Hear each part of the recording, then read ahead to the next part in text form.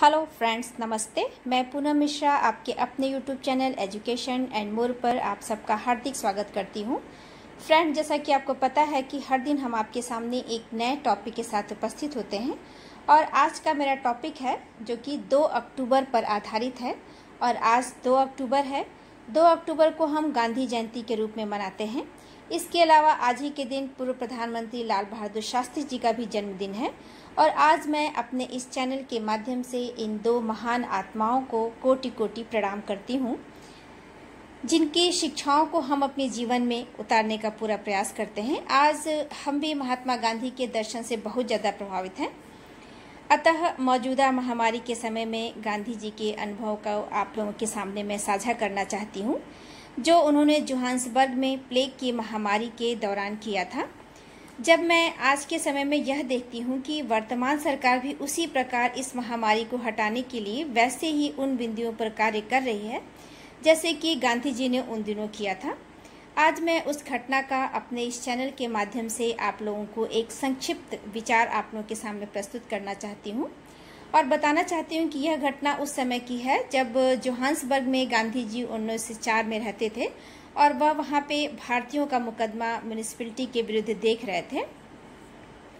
वहाँ पर गिरमिटिया मजदूर सोने की खान में काम करते थे, जहाँ हबसी मजदूरों में प्लेग की बीमारी फैल गई थी। उनके संक्रमण से यह बीमारी भारतीय गिरमिटिया मजदूरों में भी फैल गई। गांधी जी के सहयोगी मदनजीत, जो वहाँ रहते थे, इंडियन ओपिनियन अखबार का काम करते थे। वे मासिक देय वसूलने जब उन गिरमिटिया मजदूरों के रिहायशी इलाकों में पहुंचे तो उन्हें इस बीमारी के बारे में पता चला। यह एक ऐसी बीमारी थी जिसमें कि फेफड़ों को यह संक्रमित कर देती थी और चूंकि ये गिरमिटिया मजदूर किराए के तौर पे वहाँ रहते थे तो म्यूनिसिपैलिटी वहाँ की साफ सफाई भी नहीं करती थी, इसलिए बात और ये जो मजदूर थे आदतन भी गंदगी को हटाने के प्रति जागरूक भी नहीं थे। इस संकट की सूचना जब मदनजीत ने पेंसिल से एक पर्ची पर लिखकर भेजी तो गांधी जी तुरंत साइकिल चलाकर वहां पहुंचे। और यह ऐसी बीमारी थी जिसमें कि मरीज को सांस लेने में दिक्कत होती थी क्योंकि फेफड़ों में गांठ पड़ जाती थी। तो जब गांधी जी वहां पहुंचे तो उन्होंने देखा कि भाई यहाँ तो बहुत ज़्यादा दुर्व्यवस्था है। तो उन्होंने जोहान्सबर्ग में एक डॉक्टर को बुलाया, जिन डॉक्टर का नाम था ग्राटफ्रे वहाँ पहुँचे और कुछ नर्स को लेके पहुँचे, कुछ डॉक्टरों को लेके पहुँचे। उन सब ने मिलकर उन रोगियों की सेवा शुश्रूषा की और चूंकि गांधी जी को यहीं से रोगियों की सेवा करने का पूर्व अनुभव प्राप्त हुआ। शुश्रूषा की वह रात भयानक थी। ऐसी महामारी का उन्हें अनुभव तो नहीं था, परंतु ग्राटफ्रे की हिम्मत ने उन्हें निडर होकर बीमारी की दवा देने, ढांढस बंधाने, जितने भी पेशेंट बीमार थे उन लोगों को पानी पिलाने, उनका मल मूत्र साफ करने की हिम्मत दी। उस रात तो सभी रोगी जीवित रहे। म्यूनिसिपैलिटी भी उपचार के लिए सजग हुई और एक खाली पड़े गोदाम पर नेक बनाकर उसे साफ सफाई की और मिट्टी का लेप लगाकर मरीजों की चिकित्सा प्रारंभ की। मरीजों को कुछ राहत हुआ। कुछ समय के पश्चात वहाँ पे संक्रमण फैल गया, तो संक्रमण के भय से वहाँ से हटाकर म्यूनिसिपैलिटी ने तंबुओं में क्वारंटाइन कर दिया गया। संक्रमण के भय को दूर करने के लिए बाद में उसे पूरे रिहायशी इलाकों में आग लगा दी गई। इस प्रकार के किए गए मजदूरों के लिए मजदूरों को एक अलग तंबू में रखना पड़ गया क्योंकि ये बीमारी फैले ना।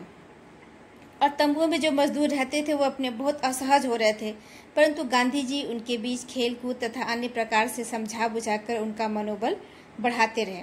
इस प्रकार के शेष तमाम गिरमिटिया मजदूर भी जीवित रह गए और पूरा जोहान्सबर्ग इस बीमारी की चपेट में आने से बच गया। आज पूरा विश्व इसी प्रकार कोविड-19 के विरुद्ध संघर्ष कर रहा है।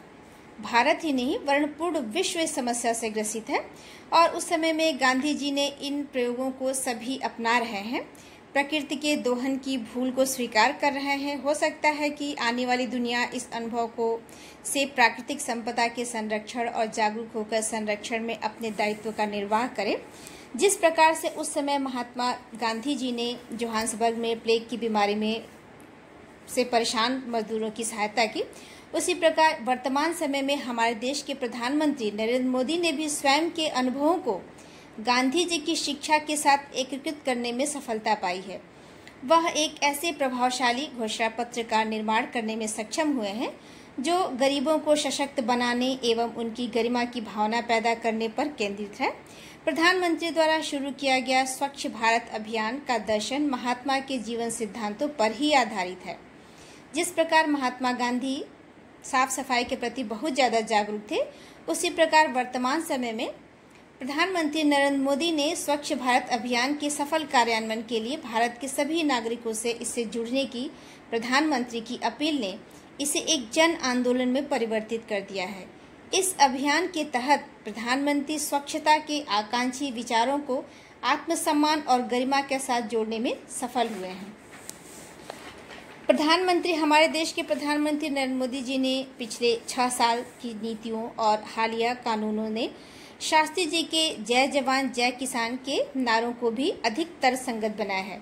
जैसा कि हम सबको पता है कि आज लाल बहादुर शास्त्री का भी जन्मदिन है और हमारे देश के प्रधानमंत्री जी ने उनके बनाए हुए नियम को भी अपने समय में फॉलो कर रहे हैं। जैसे उन्होंने जय जवान जय किसान के नारे को और अधिक तर्कसंगत बनाया है। प्रधानमंत्री ने आत्मनिर्भर भारत की अपनी परिकल्पना को धरातल पर उतारने के लिए एक व्यवस्थित तरीके से प्रयास किया है।